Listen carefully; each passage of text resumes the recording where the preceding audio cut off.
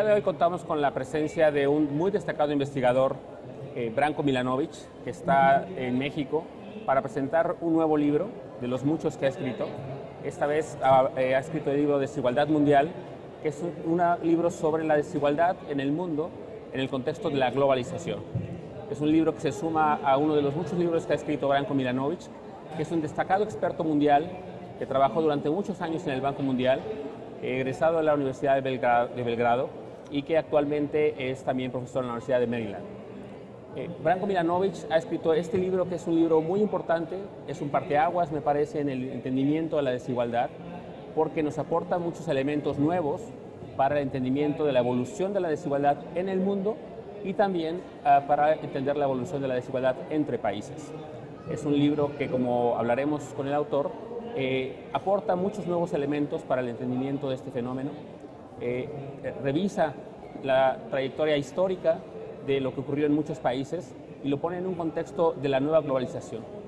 Es un libro que trasciende a sus antecesores y que se monta sobre ellos para aportar nuevos elementos a este entendimiento. Así es que hablaremos el día de hoy con Branko Milanovic. Branko, welcome to Mexico. Well, thank you very much. It's a pleasure to be here. It's very nice that you are here because we are actually in a situation in Mexico in which inequality has become a very interesting topic. For many, many years, inequality was considered a taboo in Mexico, somehow, in the public discussion. Right now, we are starting to discuss about inequality. Mexico is one of the countries with the largest inequality in the world. We belong to Latin America, and in Latin America is the region with the largest inequality in the world. And in recent years, there have been new studies that show that Mexico has a degree of inequality which is among the largest in the world. Different studies suggest that. Even the official institute in Mexico is updating their statistics just to try to capture precisely that. So in that sense, it's very interesting that you come to Mexico at this moment to help us to understand more about inequality. Now, your book is more about global inequality or inequality in the context of globalization. Why don't you make like a brief summary of what is your book, and then we talk a little bit more about in detail about your book. Yes, as actually you said, the book is really about global inequality. You know, it is important first to kind of, I know sometimes it's boring, but it's important to define what global inequality is. Global inequality is simply inequality among all individuals in the world. So strictly speaking, it's the same as if when you study inequality in Mexico, you take everybody who lives in Mexico into consideration. When you study global inequality, then you take the entire world. Obviously, it's much more difficult to study global inequality because the data are more difficult to obtain. And the movements in global inequality are determined largely by big countries like China, India, the United States. Also Mexico, which is of course a big country and it's increasing, but it is still relatively small compared to India or China. So that's where the movements come from. But I would like also to say, when you mentioned that inequality was a taboo in Mexico, it was a taboo implicitly in many countries, including the United States. You know, until maybe the global crisis happened, essentially there was this belief that inequality doesn't matter, then even if it's high, it will be fixed by the market or by the redistribution system, so we should not really waste our time studying inequality, we should really focus on other issues. I think luckily that has changed. I think it has changed in Mexico, and as you said, actually Mexico belongs to the Latin American countries. All Latin American countries are countries with very, very high inequality, even if inequality in some of them, including Mexico, although the data are not totally consistent, is on the decline. So it is still an unusual situation that these are countries with very high levels of inequality, but inequality which is not getting worse. Okay, so it's very important to understand precisely this differentiation about what you said. One thing is global inequality, so the distribution of income or wealth even among all the members of the world, and income inequality within countries, which is probably one of the topics that is generates a lot of discussion in general within the countries. But your work is mostly about global inequality.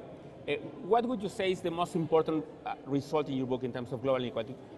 What do you contribute to our understanding of this issue in Mexico? You know, there are many important issues, and I will maybe list some of them, but obviously the most interesting and the most important one is the one that received most attention, and actually it is in the first chapter of the book. And that's why I put it in the first chapter of the book. And this is so-called elephant graph. And what the elephant graph shows, it actually looks at the last 25 years in the world. It lists all individuals that are included there according to their income, and then looks at actually how much their incomes have gone up at each individual percentile of the global income distribution over the last 25 years. And what it finds is that largest increases in percentage terms were around the middle of the global income distribution, where you have basically the Chinese population, just to simplify. And then you go towards richer people in the world, and you find Western European and American middle class, and there you have zero growth in real incomes. And then you go even further in the global income distribution, and you come to the global top 1%. And there you have massive increase. So really what that graph and the data behind that have shown is that we have actually had very contradictory movements. We have the emergence of something you might call global middle class, which is a good news, but then you had really almost no growth in large segments of population in the West. And of course that led to the issues with Brexit, Trump, Le Pen, and so on. So that was, I think, most dramatic result. But there are many others, and I'm sure we'll talk about some of them. Okay, just thinking about your elephant graph, so it is true that your data show that there has been an increase in this emerging global middle class, which actually are most of the people belongs to Asian countries, is the people that has seen a very important increase in their incomes, starting from low levels of income, but an important increase. And then we have this mediocre performance for all of those who are like in the upper part of the distribution, which are mostly people from these developed economies, which helps explain a little bit of these social events that we have seen in recent years.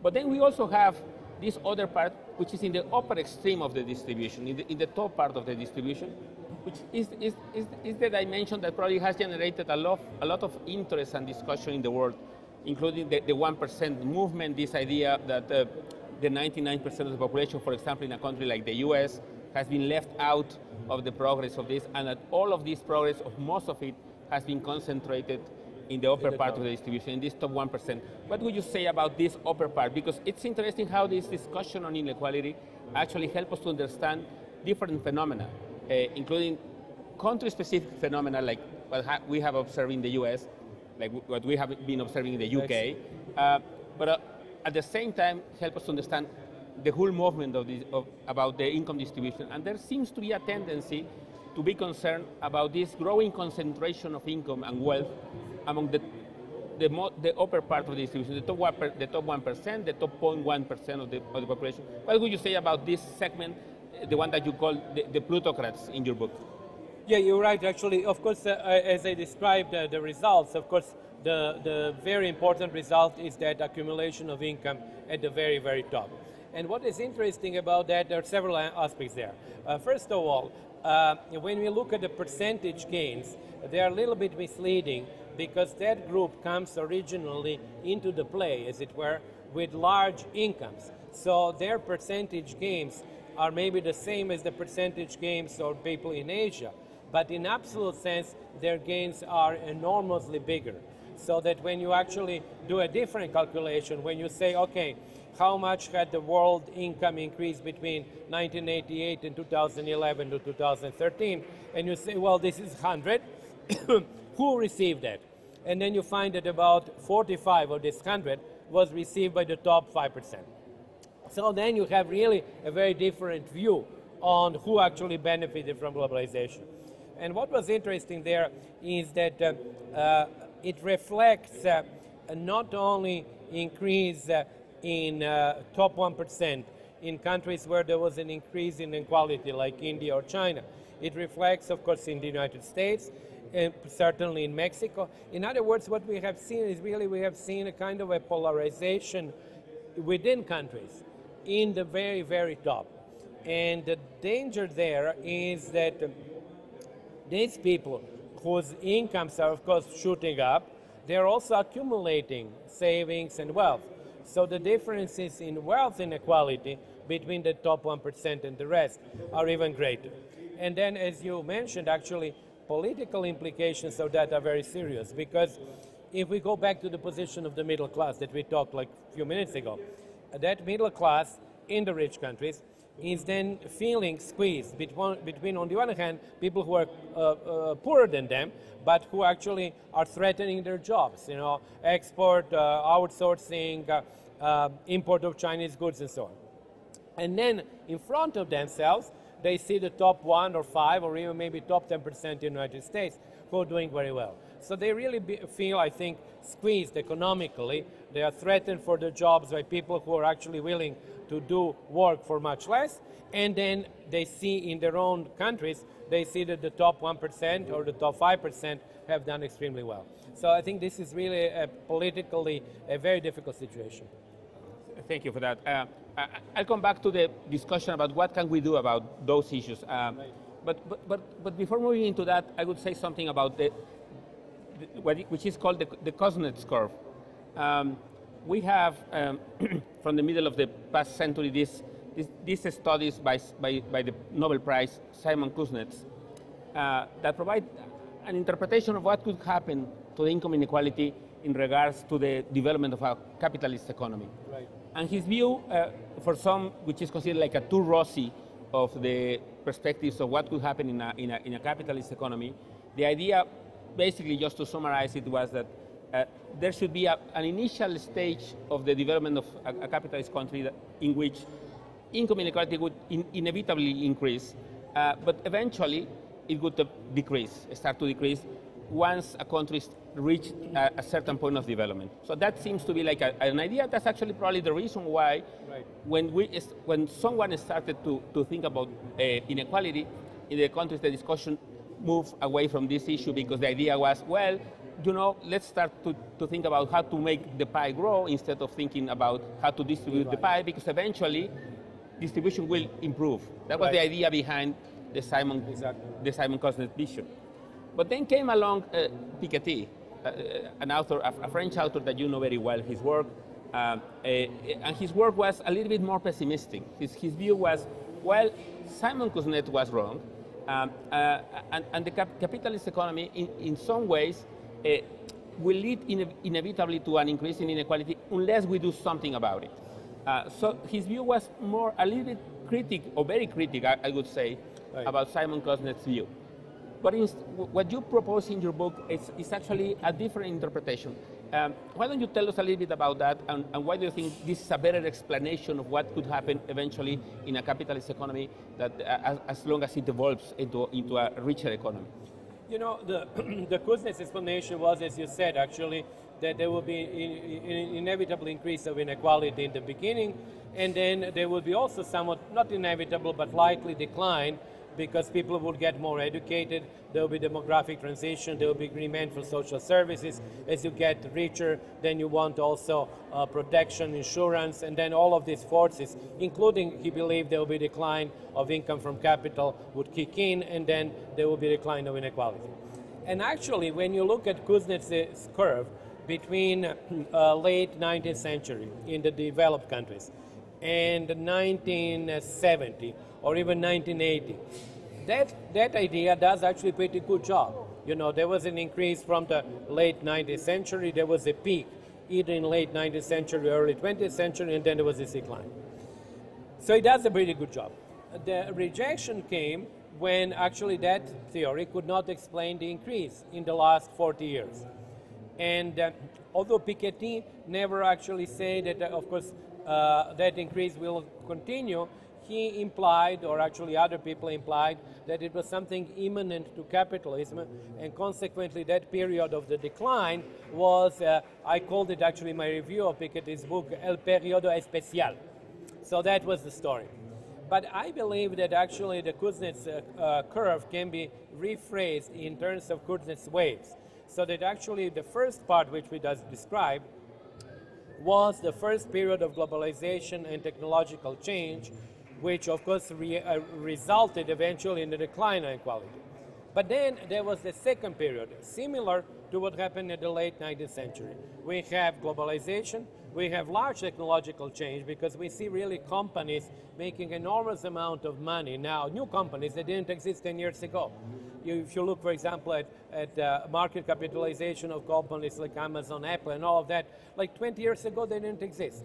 So we have really technological change, and that has led to the increase of inequality similar to what happened 100 years ago. Now, in my book, I say they actually, Kuznets saw the first wave, but he could not imagine there will be a second wave because basically he did not actually predict that there will be a continuation of such technological revolutions within the context of globalization. Now, the more difficult part, and I will be very brief on that, is what are the forces that could check or reduce that inequality. And there, obviously, we are on much more shaky grounds. I list some of them, like, political change, the rejection of such policies of lower taxation and so on. There is also the fact that the rents that I was mentioning before would gradually be eroded by competitors. The possibility of technological change would be biased in favor of low-skilled labor because, high-skilled labor has become very expensive. So there are different possibilities, but, we cannot really sort of pinpoint to what exactly will happen. But I think that they are fundamentally offsetting forces to the increase in inequality when it becomes unsustainable. Okay, that's an interesting, a very good explanation of your ideas behind this, the waves, the Kuznets waves. An interesting thing about that, it seems to suggest that there are some self-regulating mechanisms that sort of put a top, I mean, like a break. Once inequality increases too much, some mechanisms seem to operate so that start to bring back inequality towards more moderate levels.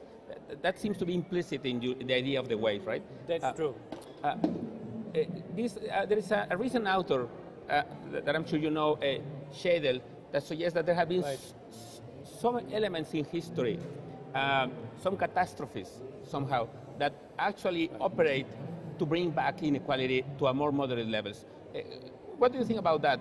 Or do you think it's more like the implementation of policies, more like catastrophes? What's your reading of that interpretation?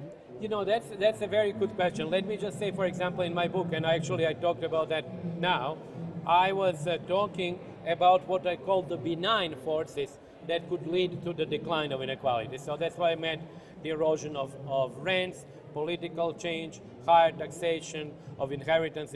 So these are what I call benign forces in the sense that they are reducing inequality, but they are not destroying people or capital.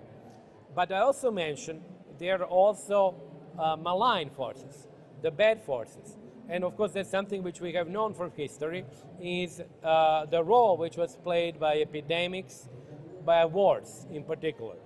So within that same context, I mentioned that, of course, you can argue that World War I was such a sort of malign force that eventually, because of the imperialist competition for territories and higher returns, which was driven by inequality in those countries, eventually you had a clash of irreconcilable imperialist interests, which sort of eventually led to the war. So I mentioned that in my book, and actually quite discussing. Now, what Walter Scheidel does is that I think he, in my opinion, focuses only on such forces. I'm not as pessimistic because I believe that there are also forces that are inherent to the system that can actually bring down inequality without major catastrophe. But I also have to say that I agree that major catastrophe is not impossible. We actually really talk today much more about likelihood, unfortunately, of a major war than 10 years ago. So that could happen. And I just hope it will not happen, but I think that it's not excluded. Actually, I have to mention I have a paper with 2 co-authors, which takes the idea from my book, which I mentioned, the endogeneity of World War I. In other words, inequality leading to what I said before, to imperialist competition and to war. And actually, we study on the data before 1914, high levels of inequality, high levels of investments, the fact that these assets were owned by the rich people, and these assets, foreign assets, were giving very high return to them. So there are similarities between the pre-1914 and today, unfortunately. Okay.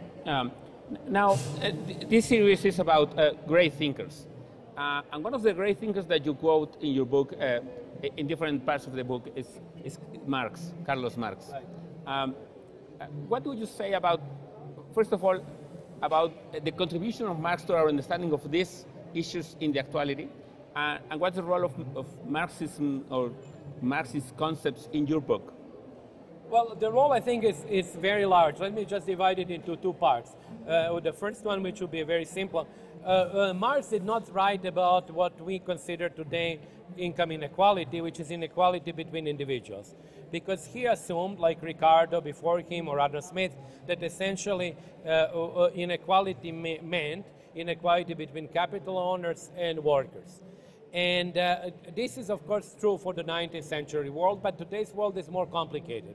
We have among these top 1%, we have people who have very large, huge, so-called labor incomes, because they are chief executive officers, they are top managers.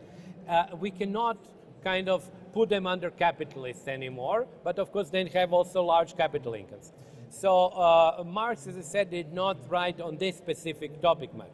However, Marx's analysis, I believe, is absolutely indispensable to understand the distribution of income between owners of capital and wage labor.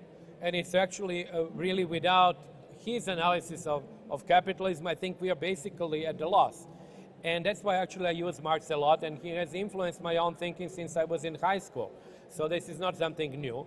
Actually, I don't think that anybody has had such a perceptive analysis of how the capitalist system works, how the government in capitalist system is very largely representative of moneyed interests, and we see that much better now even than in Marx times, because nowadays we have democracies, but these democracies are not evenly representing people, because they basically depend on money and the funding by the rich, who then obviously spend that money in order to influence the first parliaments and then the governments to make policies that they like. So as Marx called it, actually the government then becomes the executive council of the moneyed class. So in many respects, I think Marx is absolutely, I think, essential for understanding the topic of the distribution, even if he did not write on distribution between individuals in the way that we now study it. So, but then that implies that the economic power or can capture political power somehow. That's what I understand what you mean by when the government acts as the executive power of the rich. Yeah, that's what I think. Actually, it is, and of course, I think it is actually quite well represented in Marx's works on political economy, and actually his writings about what he called the civil wars in France and other, books, is that really this link between the moneyed class and political power. But I have to say, it is present also in Adam Smith, very strongly. And Adam Smith has been, in my opinion, intentionally misread, because Adam Smith, of course, is in favor of free trade, but he is very skeptical about the power of the moneyed people, because they are few in numbers, they can coordinate very well, they actually can buy the politicians. You have the same idea there. And in my opinion, what is also unfortunate is that the economics in the last half a century has really gone away from these issues, which are really linkage between economic power and political power, and they have gone into a sort of a belief that we are all agents somehow, that actually if you are rich and I'm poor, we are both agents maximizing our utility, and we should ignore the endowments, we should ignore with how much capital you come into the game and what other advantages you have. And I think that has made economics really inapplicable to today's world, in some parts of economics. Okay, I found this idea of bringing back the concepts from Marxism and to rethink also about the contribution of Adam Smith in this regard truly fascinating. I think these are one of the things that I learned a lot from your book. So I'm very happy that you did that, because for someone like me who studied a lot of Marxism in my BA studies in Mexico back in the 1980s, it sort of shows that it can be useful even to understand today's world, because sometimes it seems like it's far away from that. And I think in that sense it was very interesting to read that in your book. How do you make use of that? And also about historical context in which Marx wrote his pieces, how that might help us to understand a little bit of today's world, even though some of his concepts and some of his interpretations might be wrong. So, but it still seems very interesting. So I'm very happy that you did that in your study. You know, I actually think that, of course, the essential part, well, of Marx's analysis for us, for people who work on income inequality, is really the emphasis put on class. Now, the classes are no longer as sort of sharply delineated as they were in the past, when you had all rich people being capital owners and other poor people being workers. Although, for example, it is more relevant for Mexico than, for example, for the United States, because Mexican structure, class structure, I think, is still more sort of, in that sense, more sharper.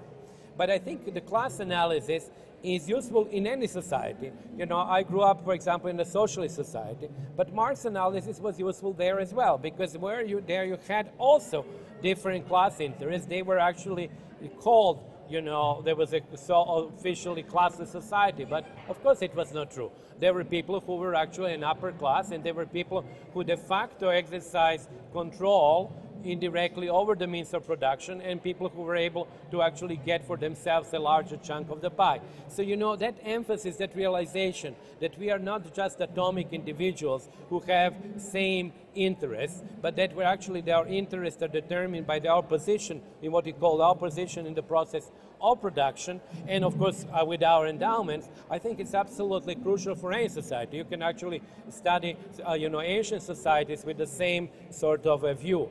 And as I said before, it was something which was present in all classical authors and which unfortunately had been then forgotten. Good. Now let's move a little bit towards the future. At some point in your book, you sort of present some, I would say, speculations, but based on analytical results that you have also studied in different contexts. But you make some speculation about what could be the evolution of inequality in the future in the world, and you discuss some situations that could affect in one way or another the evolution of income inequality. What would you say about that, just to make a summary of that, and then we can discuss a little bit about it? When we come to the future, it's obviously we all make predictions which might turn out to be wrong. But in this particular case, if we assume, I think somewhat rightly, that the growth in Asia, in particularly in China and India, but also in Vietnam, Indonesia, Thailand, which are all very large countries, will continue, and that the growth will be higher than the growth in the rich world, then these are the forces that would lead to the diminution, to the decline of global inequality. Now, what is also interesting, and that's one part of my book also we didn't have time to talk about now, is that you should really see, one should see that change, the emergence of Asia, and as a really globalization one, the previous globalization in a mirror image. Because what globalization was one was the emergence of Europe and North America as the poles of economic power and also high incomes, which led to a large increase in inequality. Now, Asia is recapturing the position that it had prior to the Industrial Revolution. And what was also interesting there is that deindustrialization, which happened in India with the British textiles in the 18th century, is now being replayed with deindustrialization of the West through the exports of China. So we are really going now into the mirror image of the first Industrial Revolution and the first globalization. But that mirror image with large increases of income of relatively poor people would reduce global inequality. So I think that's the kind of projection that we can make relatively confidently.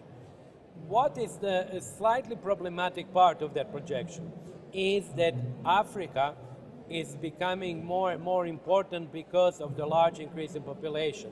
And Africa is a continent that has not converged to the Western or to the higher income levels. So if Africa remains outside of the convergence, then at a certain point we will actually have a stop to the process of reduction of global inequality.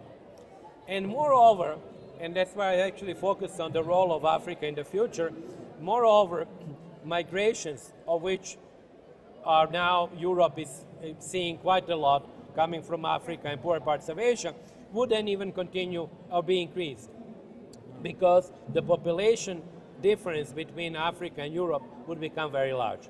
You know, Africa would have in 2060, Africa would have 5 times or 4 to 5 times more people than the European Union today or the European Union in the future. So, you know, that actually would totally sort of be a magnet for migration. So in that sense, these are the things that we can now see as possibly kind of putting some doubts into that more optimistic projection of the rising global middle class and reduced inequality. Okay. So this issue of the growing gap between the level of income in a whole continent like Africa, right, vis-a-vis what's going on in other parts of the world, might bring about all these pressures on migration, as you said, and we probably have to do eventually something about that as a human society, because we cannot expect that to happen without generating all these pressures in different dimensions. Absolutely.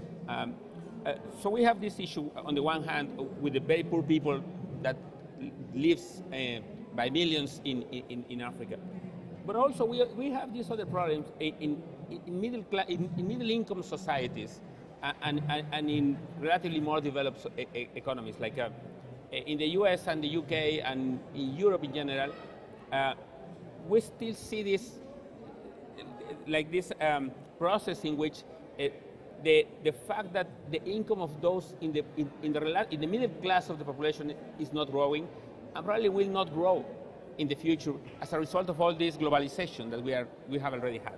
So, do you foresee tensions growing in these relatively developed economies on the one hand, and on the other hand we have like middle income economies? Latin America is there, right, where we are sort of in the worst of both worlds, because we do not have like the established social safety net that developed countries have, and on the other hand we still have large segments of the population in poverty.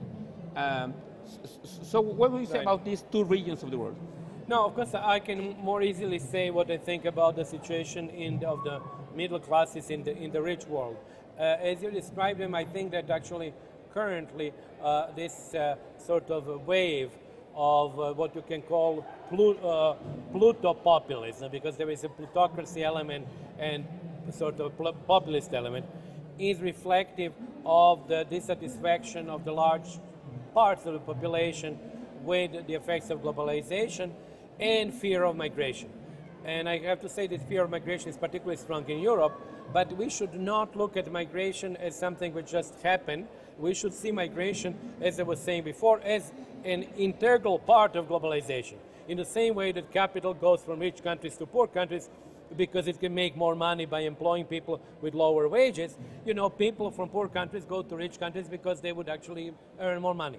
So that process, I'm afraid, for the rich countries would continue, because I don't see that there would be a stop to globalization even when China becomes relatively rich, and it's already going in that direction. But you have many other countries that are much poorer. They will be actually representing similar problems to the middle classes in the Western world. Although, obviously, you can say maybe it would improve a little bit because China was such an explosion in the terms of number of people and in the terms of exports. Maybe that actually as this sort of a bubble sort of recedes, there will be smaller pressure. But to go to the question that you asked me about the middle classes and actually middle income countries, I know actually that they are to some extent also under the pressure of lower skilled labor from Asia, for example. And on the other hand, in principle, and that was very clear in the case in the relationship between the US and Mexico, you would have actually expected that for the same reason that we say China has benefited from exports to the West, Mexico should be a large beneficiary there in relationship to the US and with the NAFTA.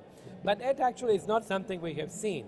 You know, despite all the rhetoric in the US about Mexicans taking American jobs and all of that, the results are actually, for the Mexican side, are relatively modest. And so we have not seen that same development here.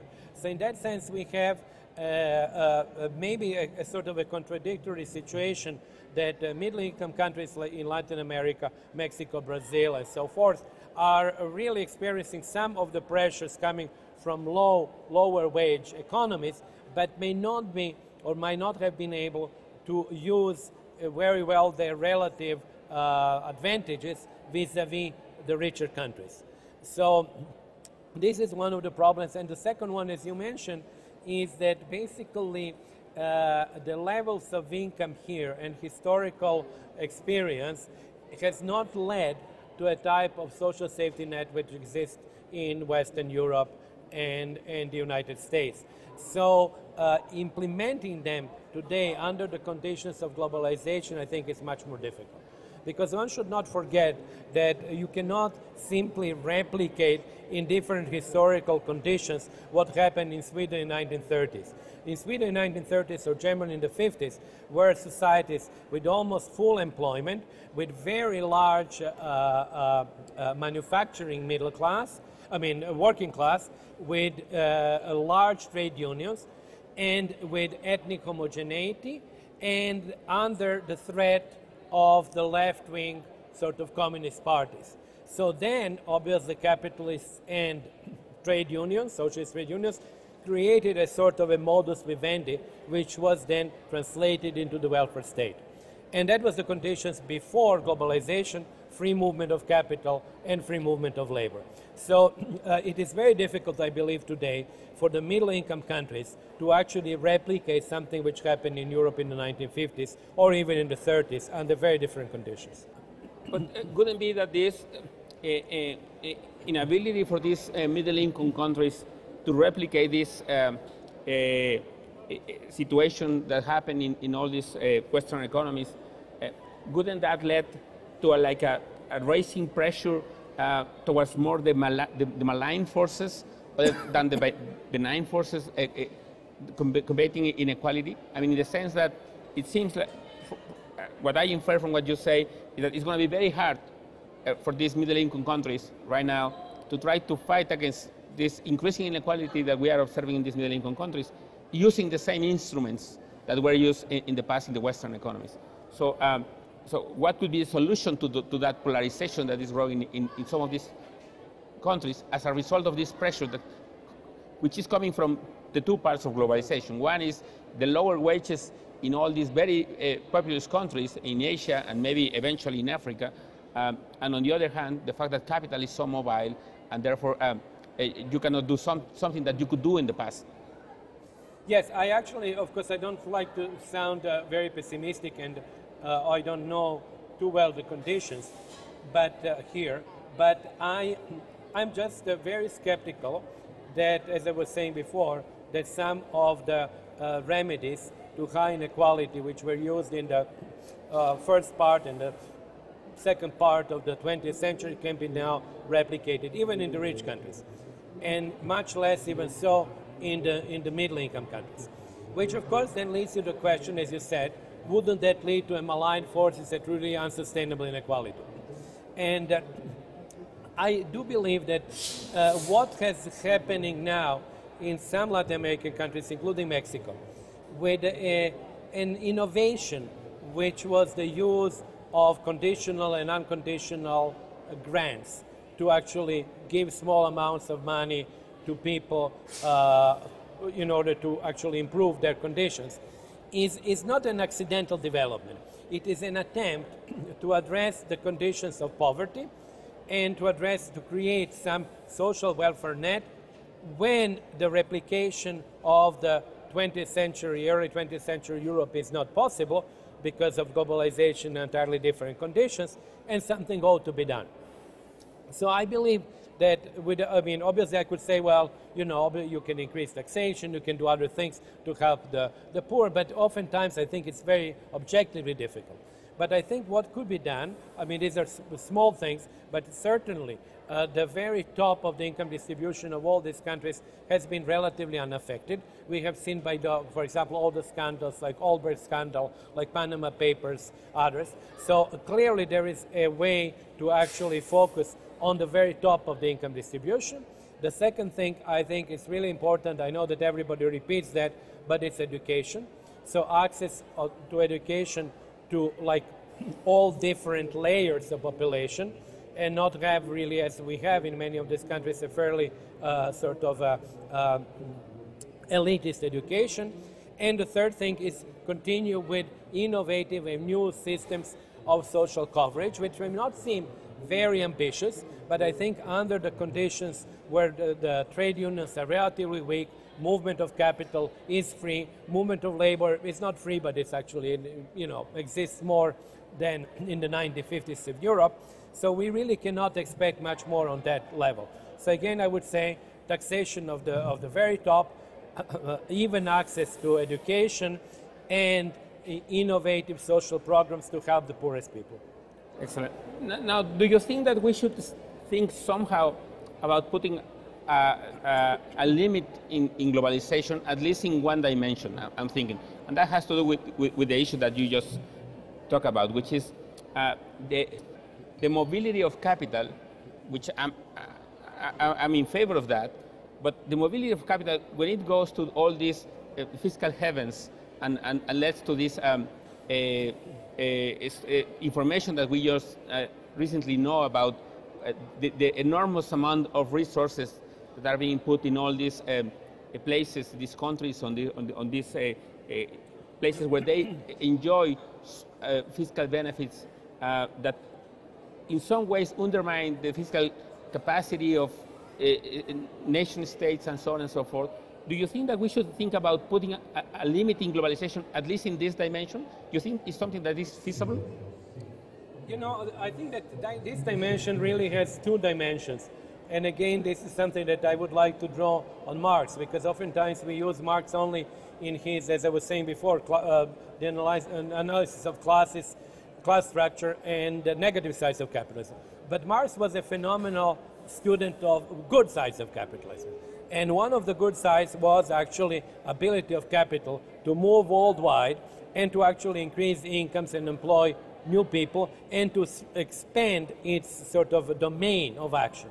So in that sense, I am very much in favor of free movement of capital, because without that free movement of capital, we would not have had people in rural Indonesia or India or Thailand or even rural Africa improving the standard of living.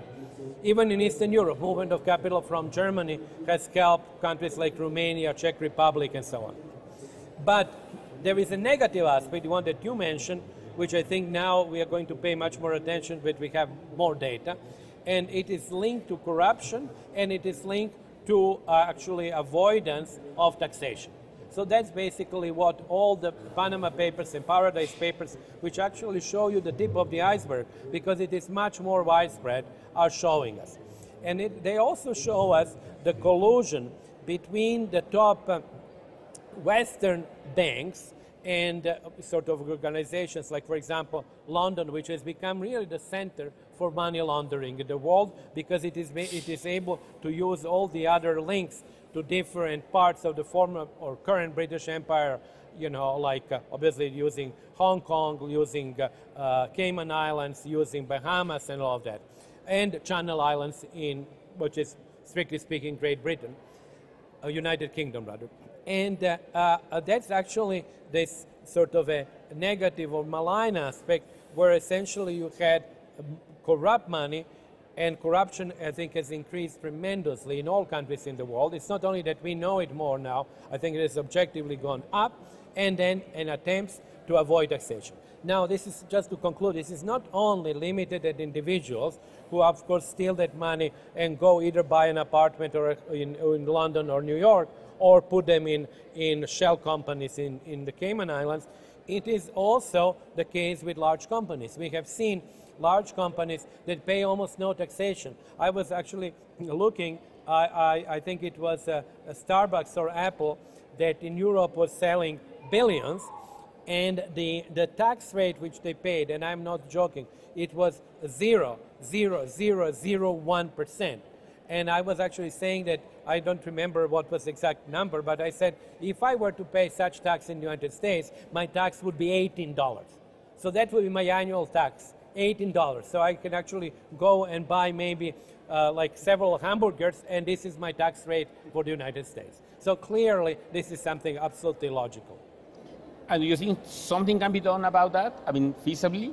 In the sense that, how do we put a stop into that? I mean, we all know that that's an issue, not just because it's money laundering that might come actually from illegal activities, might come from corruption, as you mentioned, but also might come from legal sources.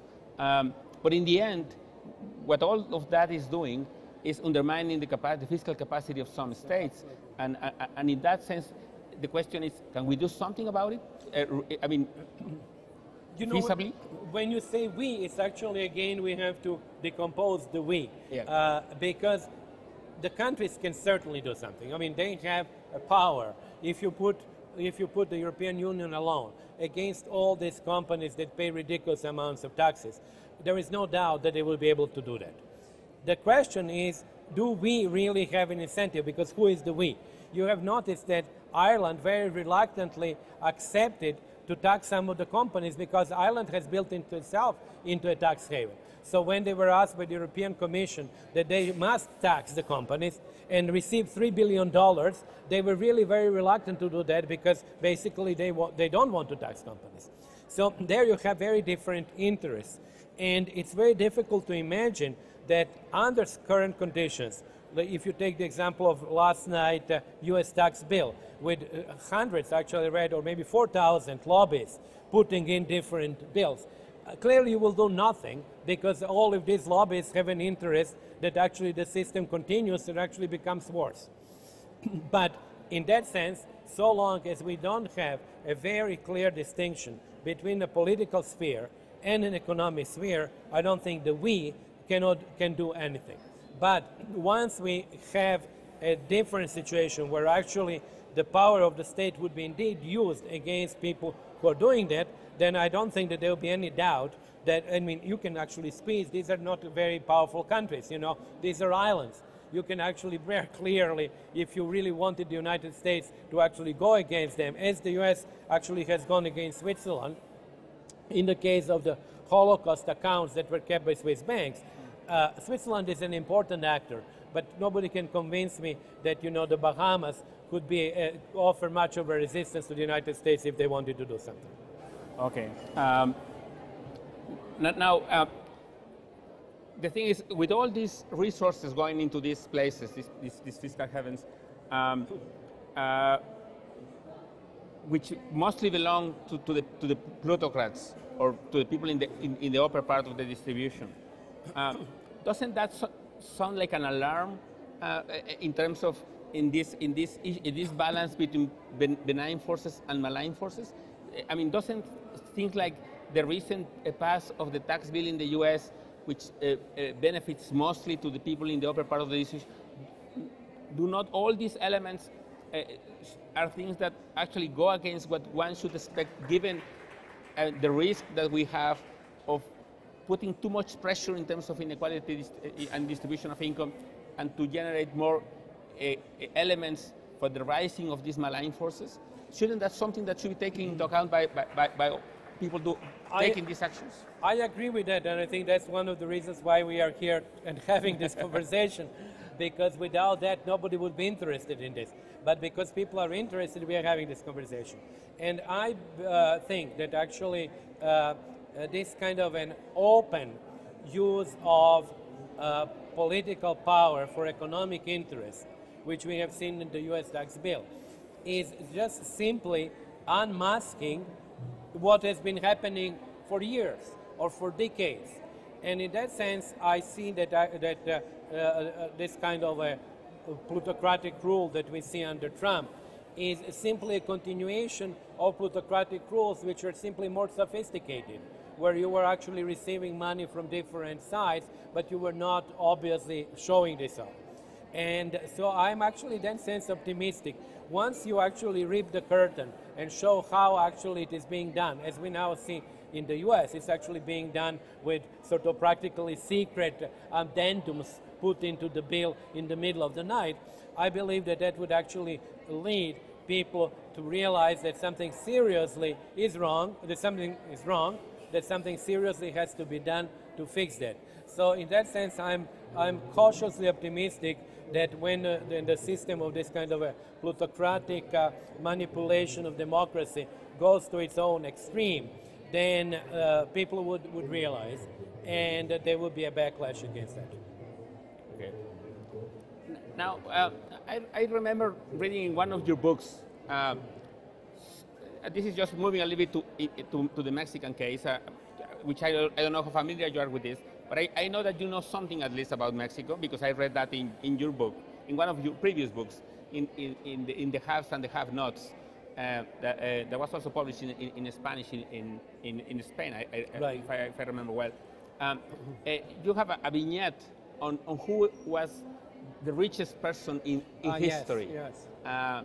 And you make this very interesting exercise about that, comparing the wealth of different people in different times in history and in different places.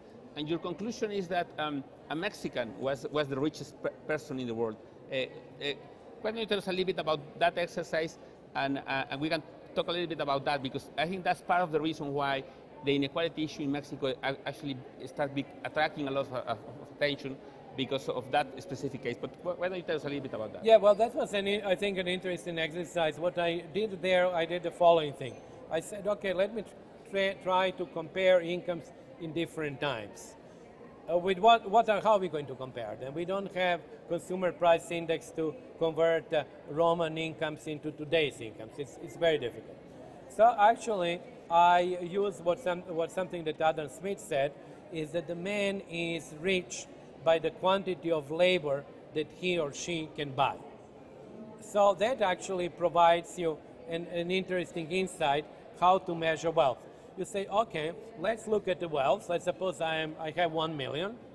How wealthy I am, and then we have data on average wage of a worker, even in Roman times, in Byzantine times, even in Aztec times, we have the data. So I said, okay, and we have data about people's wealth. Again, back to Roman times, we have data actually about Crassus. We have data about, about emperors like Octavian. But I deleted, I didn't want to include emperors. And people, you can say, because they really use public money like their own money. So really, it's not the same thing. So I said, okay, let me look at private individuals. And there, what was interesting is, of course, you have people from Roman Empire like Crassus, but then you have a Rockefeller, and then you had, of course, Carlos Slim, then you had Bill Gates, then Warren Buffett, then Carnegie, then all these people. And we have data about their wealth. And when you translate their wealth in the number of wage units at that time in the country where they live, you get an estimate of the wealth. Now, what was interesting with Carlos Slim is that, of course, he is globally enormously wealthy. I mean, he's either number 1 or 2 or 3 in the world, depending on the year. And if you calculate him in the American terms, he is still obviously extremely wealthy, but he's less wealthy than Rockefeller in 1931, I believe. But then, if you calculate him in Mexican wages, he's by far the richest person in history. So in other words, actually, his wealth, which was acquired mostly in Mexico, in terms of Mexican wage labor, is the largest disproportion of the largest wealth that maybe ever existed in history. So I thought it was actually quite a striking fact, and I also believe that that particular approach enables us to really express wealth from different eras in a common currency, as it were. Yeah, that was a very interesting exercise. It's a common political currency also, because if you have a wealth that can buy wages of, let's suppose, 10 million people, that also means that you have incredible political power. Exactly. If you can basically create an army of 10 million people. I mean, whether it's not a military army, but it's an army that would actually help propagate your ideology, your point of view. They would actually be paid for you to do that. And that will make you eventually even richer. Yeah, it would actually make you richer, because that army, so to speak, would actually propagate an ideology or which really is linked to your interests. So it would make you richer. Yeah, and that's interesting, because, and that tells you a lot, I think, a lot about the level of inequality in Mexico, because at the same time that we have one of the richest persons in the world, we also have more than 0.5% of the population, more than half of the population living in poverty, and about 1/5 of the population living in extreme poverty condition. So I think that's very telling about the level of inequality in Mexico. Now we're actually running out of time, and I would like to ask you something about the end of your book. In the end of your book, you finish your book with some questions.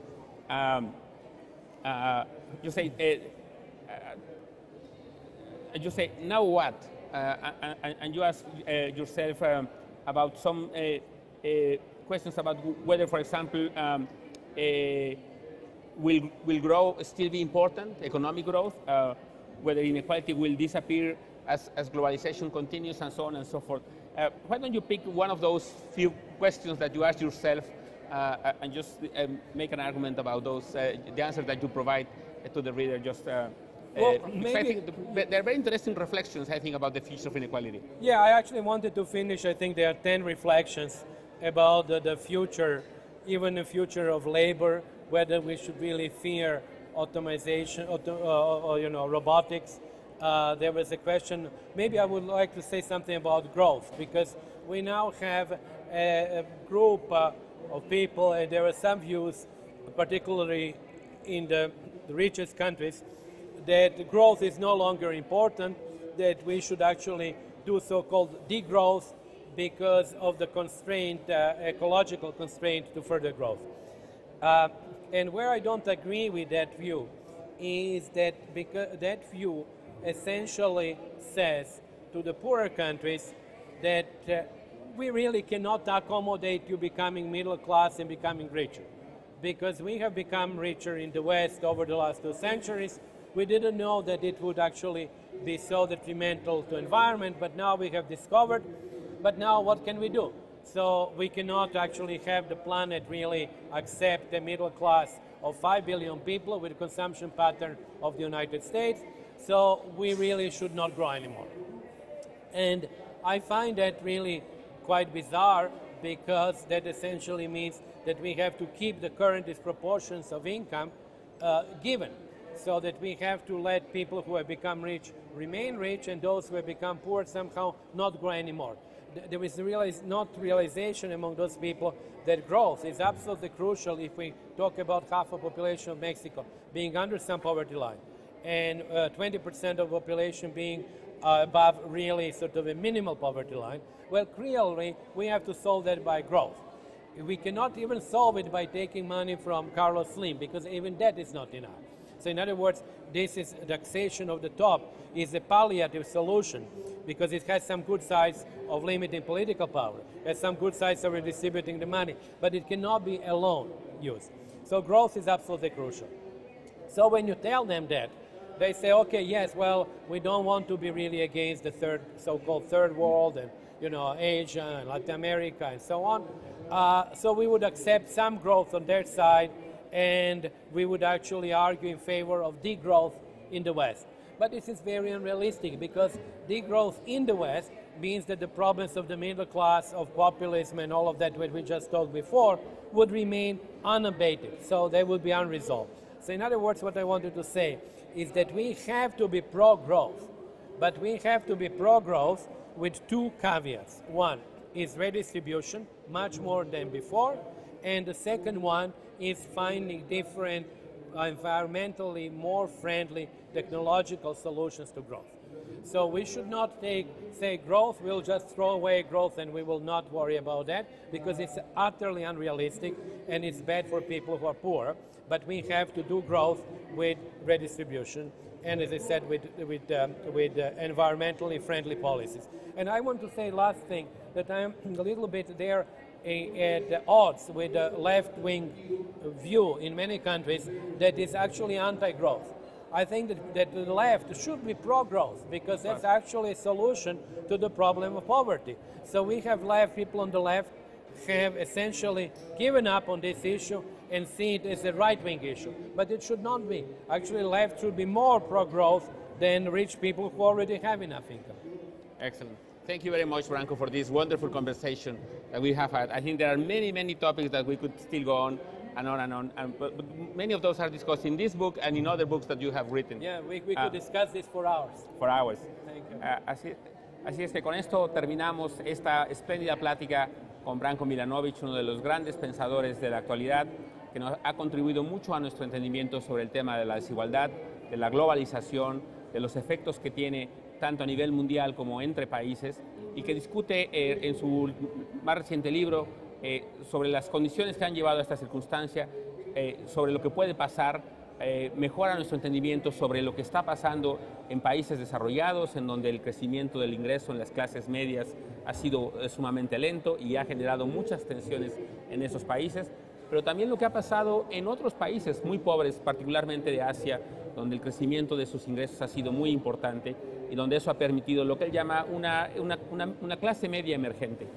Al mismo tiempo también habla en su libro y nos ayuda a entender lo que está pasando en esos países que están en medio de esto, están siendo, digamos, apretados, se enfrentan por un lado a la presión salarial o de lo que ocurre en los países con abundancia de trabajo y que por lo tanto presionan a la baja los salarios, y por el otro lado los países ricos donde está el capital y donde eventualmente termina polarizando, por lo tanto, la distribución del ingreso en algunos países de ingreso medio. Creo que todo esto nos ayuda a entender mejor el tema de la desigualdad, de su importancia en el mundo y de su posible evolución. Y por todo eso agradecemos mucho a Branko Milanovic el que haya estado con nosotros el día de hoy y sus contribuciones en sus diferentes escritos, en sus diferentes trabajos. Muchas gracias. Muchas gracias. Gracias.